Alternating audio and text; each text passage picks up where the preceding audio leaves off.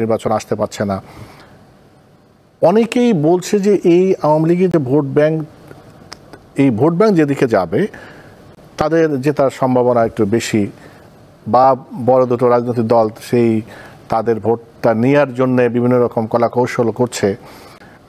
আপনি কি মনে করেন যে আওয়ামী লীগের আসলে এই ভোটটা কি ফ্যাক্টর হয়ে উঠতে পারে নির্বাচনে? প্রথমত হচ্ছে আওয়ামী লীগ যদি নির্বাচনে অংশগ্রহণের সুযোগ না থাকে সেই ক্ষেত্রে কি হবে?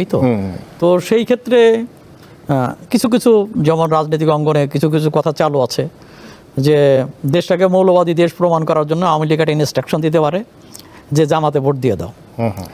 এটার একটা যৌক্তিক কারণ আছে, কেননা আমরা দেখলাম কিছু বার লাইব্রেরিতে কিছু উকিলদের কিছু নির্বাচনে সেখানে আওয়ামী লীগ আর জামাত জয়েন্টলি তারা বিএনপিকে হারায় দিল। এরকম বেশ কয়েকটা ইস্যু হচ্ছে। হ্যাঁ, এই পরিসরে সম্ভব, কিন্তু ব্যাপক পরিসরে অর্থাৎ এটা সম্ভব না। ব্যাপক পরিসরে সেখানে চিন্তা ভাবনাটা কী হবে? এখানে আর একটা বক্তব্য আছে, সেটাও খণ্ডন করি, সেটা হচ্ছে যে ভোট বয়কট করবে। তো সেইটাও বাস্তবে সম্ভব না, কেন তৃণমূলে আওয়ামী লীগের যেসব নেতাকর্মীরা আছে তাদেরকে সোসাইটিতে থাকতে হবে, অর্থাৎ তারা ভোট বর্জনের এই ঝুঁকিতে তারা যাবে না। এবং যাবে না অর্থাৎ দিল্লি থেকে যে ইনস্ট্রাকশন আসবে, যে ফরমান আসবে, সেই অনুসারে তারা চলবে না, সেটা প্রমাণ হয়ে গেছে গত এই যে লকডাউন এবং শাটডাউনে প্রমাণ হয়ে গেছে যে এটা চলবে না তারা, অর্থাৎ তারা তাদের মতো ভাববে। তো সেই ক্ষেত্রে তো আওয়ামী লীগের নেতাকর্মীদের যে মনস্ক, যে মনন, তাতে সেই ভোট জামাতের দিকে যাবে না। অপরদিকে তাহলে কোথায় যাবে? তারা হিসাব করবে তাদের নিজস্ব নিরাপত্তার হিসাব, নিজস্ব ব্যবসা বাণিজ্য এগুলো রক্ষার বিষয়, নিজস্ব অবস্থান ঠিক রাখার বিষয়। তো সেখানে হবে যেখানে যে প্রভাবশালী প্রার্থী তার দিকে যাবে, যেখানে বিএনপি প্রভাবশালী সেখানে বিএনপির দিকে যাবে, কোথাও কোথাও জামাত প্রভাবশালী হলে সেখানে জামাতের দিকে যেতে পারে, এবং এমনকি স্বতন্ত্র যখন প্রভাবশালী আছে তো তার পিছনেও যেতে পারে। তো তারা এইভাবে তারা নীরবে তারা ভোট দেবে। হ্যাঁ, কিছু কিছু জায়গা তো অলরেডি তো কিছু কিছু জয়েন করছে, এবং সেই জায়গা থেকে বিএনপির পক্ষ থেকে, এনসিপির পক্ষ থেকে, তো জামাতের পক্ষ থেকে যে নিরপরাধ আওয়ামী লীগারদের জন্য দ্বার খুলে দেওয়া আছে। তো তারপরে খুব বেশি জয়েন করবে বলে আমার মনে হয় না। ভোটের ক্ষেত্রে হচ্ছে আমি যদি এক কথায় বলতে বলেন তাহলে আমার ধারণা ভোট প্রভাবশালীদের পক্ষে যাবে, যার যেখানে জোর ভোটটা তার বাক্সে যাওয়ার সম্ভাবনা বেশি। আপনি কি মনে করেন আওয়ামী লীগের ভোট কোথায় যাবে?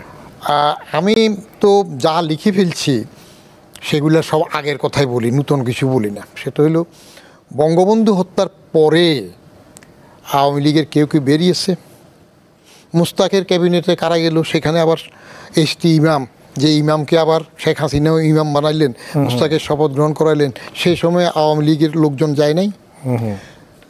গুটি কয়েক বঙ্গবন্ধু এবং প্রথম সারির তাজউদ্দিন, সৈয়দ নজরুল, এই জাতীয় কিছু নেতা ছাড়া আওয়ামী লীগের বেশিরভাগ নেতৃত্ব হইল স্বার্থপর, স্বার্থবাদী, পরিষ্কার।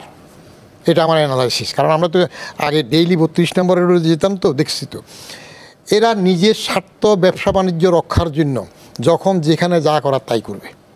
শেখ হাসিনা যখন দুঃখ করে যে আওয়ামী লীগের এত বিশাল সংগঠন, কিন্তু বঙ্গবন্ধু বাইরে হওয়ার পরে, হত্যার পরে কেউ বাইরে না কেন, আমি তখন লিখছিলাম যে শেখ হাসিনারও যদি এরকম একটা ভাগ্যে পড়ে তখনও আওয়ামী লীগ বের হবে না, কারণ এটা তার শ্রেণী চরিত্র। তারা নিজের বাড়ি গাড়ি স্বার্থ রক্ষার জন্য ব্যস্ত থাকবে। অতএব ভোটের সময় এবার তারা চুপ করে থাকবে, যদি কোনো সময় আবার সুবিধা আসে তখন আওয়ামী লীগের আবার মতো মাথা ছাড়া দিয়ে উঠবে, আর এখন তারা মিশে যাবে, যেখানে যেভাবে মিশলে সহজ হয় সেটা হবে। আমি নিজে আমার এলাকাতে প্রতি 2 মাসে গড়ে তো একবার যাওয়া পরে, কোনো কোনো মাসে 2বারও যাওয়া পরে, বিয়ে শাদী অনুষ্ঠান সবগুলোতে যাই। আর গ্রামের ছেলে তো গরুর ঘাস তুলছি, সবাই এখনও সেভাবে মিলেমিশে থাকি। আমি ওখানে গেলাম, আমার একটা জায়গা আওয়ামী লীগের এক পান্ডা দখল করে বিক্রি করে ফেলছি। আচ্ছা, মাফে আমার আরও 2 ডিসিমেল থাকে, সে আগেই দখল দিয়ে দিছি বিক্রি করে। তো এইবার যখন ওর পতন হইলো, সে পালাইলো, মাদক টাদক লইলো, আমি ভাবলাম বোধহয় এবার আমি রক্ষা করতে পারবো। তার ভয় তো আমি আগে দিয়ে ওয়াল দিয়ে যেটুকু আছে এটাও রক্ষা করলাম, কিনছিলাম তো। পরে বিএনপি যেগুলো এখন শালীর বিচার করে ওই জায়গায় এরা আসলো, বললাম যে এবার আমার একটু একটু দখল কয় কী কোন চাষা, আমরা তো পরিষ্কার, আমরা তো। তাহলে তারা মিশে যাচ্ছে, তারা থাকবে। বরং এখন যারা ক্ষমতায় এসে যাচ্ছে, বাড়ছে, ওদের সাথে এরা যোগ দিচ্ছে যে আমি সাপোর্ট দিব, তুমি আরও আসো, তাহলে এইদিকে আসবে বেশিরভাগ। আর জামাতের জন্য যেটা যাওয়ার, জামাতকে মৌলবাদী হিসেবে প্রমাণ করে যদি বেশি উঠাইতে পারে তাহলে ইন্ডিয়ার তরফ থেকে সাপোর্ট পাওয়ার জন্য আওয়ামী লীগের কোনো লাভ হবে কিনা সেটা পরের হিসাব। কারণ মৌলবাদী হোক আর যাই হোক, জামাত যদি একবার ক্ষমতায় আসতে পারে তাহলে কিন্তু সবাই টের পাবে কত দানে কত চাল। হ্যাঁ, ওই যে how many rice how many সেটা আছে। জামাতের একটা গুণ আছে, এটার জন্য জামাতের কিছু দোকানদার আমার বলে যে আপনি জানান, আপনারা আমরা ভোট দেবো। সেটা হলো জামাত কমিউনিস্টদের চাইতেও শক্ত ডিসিপ্লিন মেনটেন করে।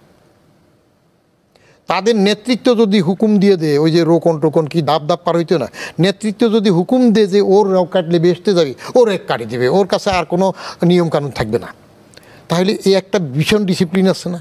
আর জামাতের যখন মন্ত্রী 2 জন ছিল, আমি তখন ক্যাবিনেটের জয়েন্ট সেক্রেটারি, নিজামি মুজাহিদ এরা ছিল না মন্ত্রী, তাদের একটা সুবিধা ছিল, তারা যেটা করতো সেটা হইলো বাইরে মিটিং টিটিংয়ে গেলে তারা তাদের লোকজন দিয়ে সরকারি পয়সা মিটিং করতো না, এটা তারা কিন্তু প্রতিষ্ঠিত হইত, নিজের ফান্ড থেকে করতো। আর জামাত যারা করে তাদের সাগরেদগুলার টেক কেয়ার করে তারা।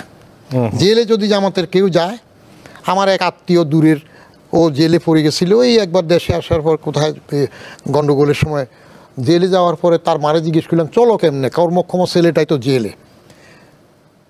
বলে যে কাকা ভালো আছি, আগের থেকে ভালো আছি, ছেলে আরও জেলে থাকুক। আমি কেমনে? কয় পার্টির থেকে ছেলে জেলে আছে দেখে আমাদের বাজার সদাই থেকে শুরু করে সব কিছু তো পার্টি দিতেছে। এইবার আমি যেটা দেখলাম, ফেনীতে গেলাম এক জানাজায়, ঢাকা ইউনিভার্সিটির IB-এর প্রফেসর ছিল কাজী গোলাম মহিউদ্দিন। তো আমেরিকা থেকে উনি ডিজায়ার করছে যেন নিজের বাড়িতে কবর দেয়। তো জানাজার জন্য গিয়ে দেখলাম যে জানাজা পড়াচ্ছে কে, ও তাজ্জব হয়ে গেলাম, ওই জামাতের নেতা ওখানে জানাজা পড়াচ্ছে। সোশ্যাল মিক্সিং এবং সেখানে কীভাবে ক্যাপচার করলো, জানাজা পড়াচ্ছে কেমন। এই আমার বাড়ির পাশে এবার দেখলাম গত শুক্রবারে আমাদের এলাকার সেখানকার যে ভোটে দাঁড়াচ্ছে, সে মাইকিং করে তার লোকজন দিল যে ফ্রি মেডিকেল ক্যাম্প 4 ঘন্টার জন্য, এবং প্যান্ডেল করে দিচ্ছে। তো জামাদের এই সূক্ষ্ম টেকনিকগুলো দিয়ে ঢুকতে চাচ্ছে।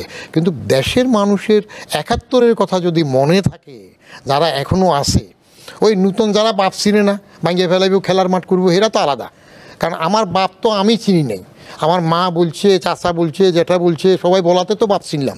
তো বাপ চিনে না, সেগুলো খেলার মাঠ বানাবে, বাকি বাড়িটা ভেঙে ফেলেবে, সেটা করবে, তাদের হিসাব আলাদা। কিন্তু যারা 71 দেখেছে, আমরা যারা কন্টিনিউয়াস দূরেছি, তারা তো সজ্ঞানে জামাতকে ভোট দেওয়ার কথা না। তার ব্যক্তিগত কোনো, ওই যেটা সাহেব বললেন যে প্রভাবশালী কে স্বার্থের জন্য না হতে